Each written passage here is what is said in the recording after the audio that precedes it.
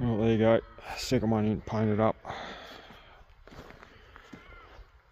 So that will be how I'll bridge the gap between the doors and the gravel so that the door slides can actually slide. So here's one I prepared earlier. I've literally just backfilled the gravel edging there. So hopefully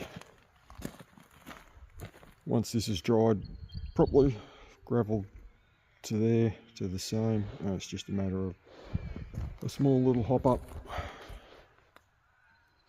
to get into the shed.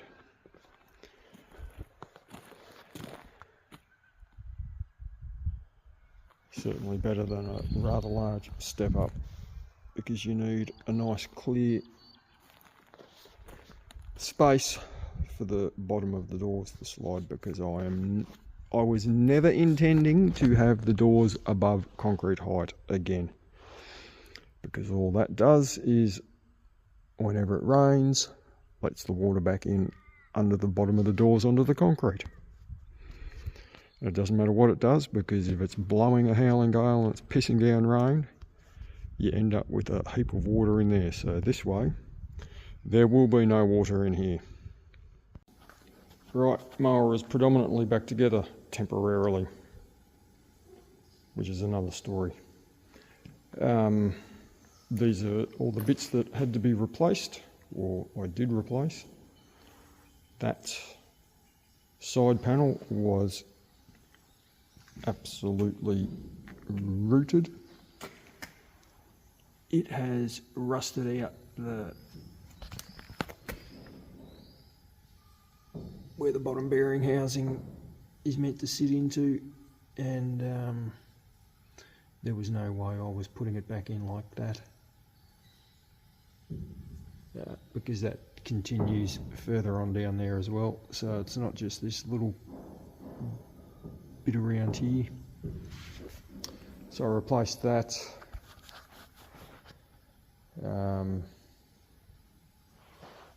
This business wasn't this mower's problem. It happened on the last cut with the Stealth mower.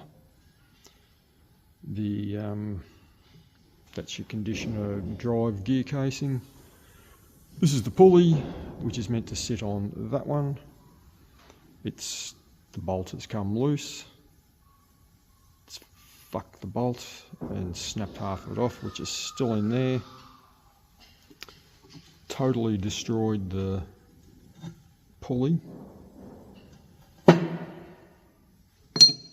So whilst this mower was up at John Deere for a assessment for the insurance, I ended up running up there and stripping it of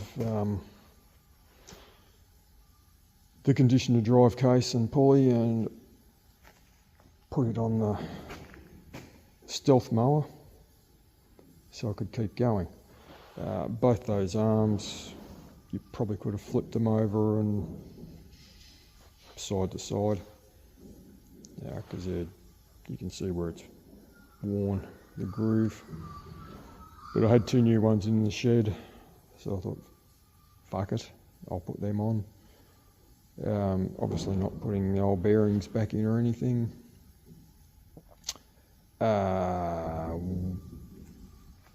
What I have done though, you can see them sitting there, and you can also see where one of the major issues was. That was the top driven side. That was the bottom driven side. The other two are worn slightly as well.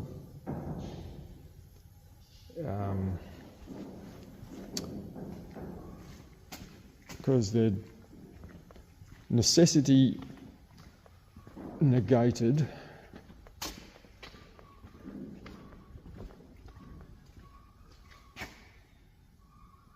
that the old rollers went back in.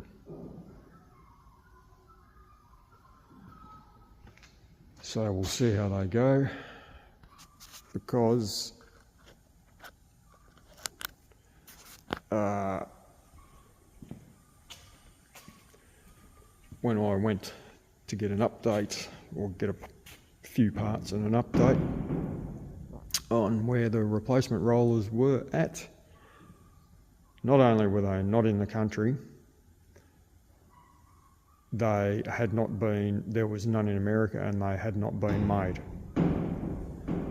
So considering it would probably be another 6 months before they ever got here, I decided to cancel the order, and they had 4 replacement end flanges in Melbourne, so I've got them. Got the ends, took all the ends out, and the offending counterweight has been re-welded back in with more than 2 blobs of bird shit weld like it had on it, holding 4 chunks of metal together.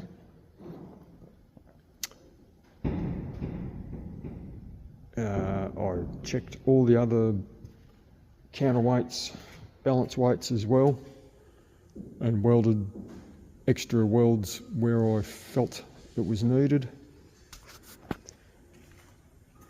So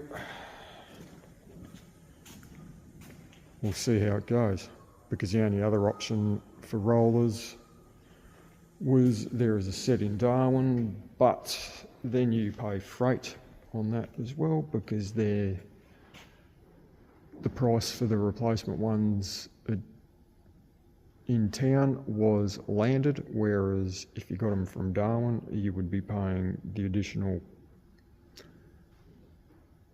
$5,000 freight, considering how big and heavy and awkward they are. So decided that was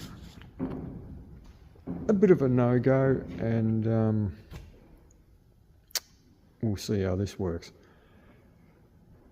So I've replaced all the unis in the drive shafts as well.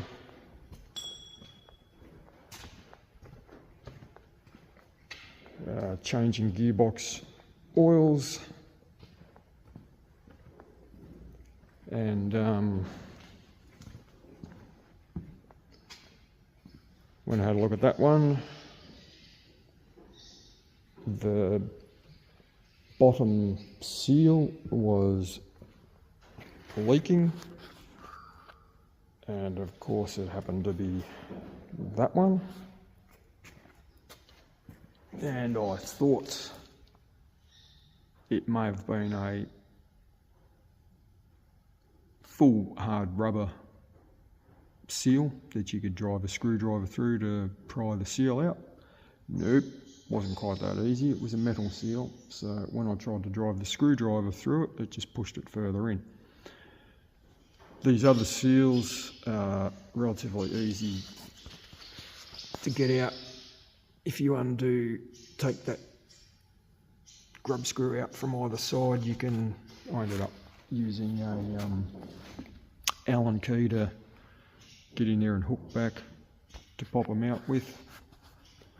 Turns out I didn't have to do that, because I kind of figured once I got in there that this was the crown wheel end, that was the pinion gear end, so there was no way I could tap that seal out. So the only fucking way it was coming out was this way.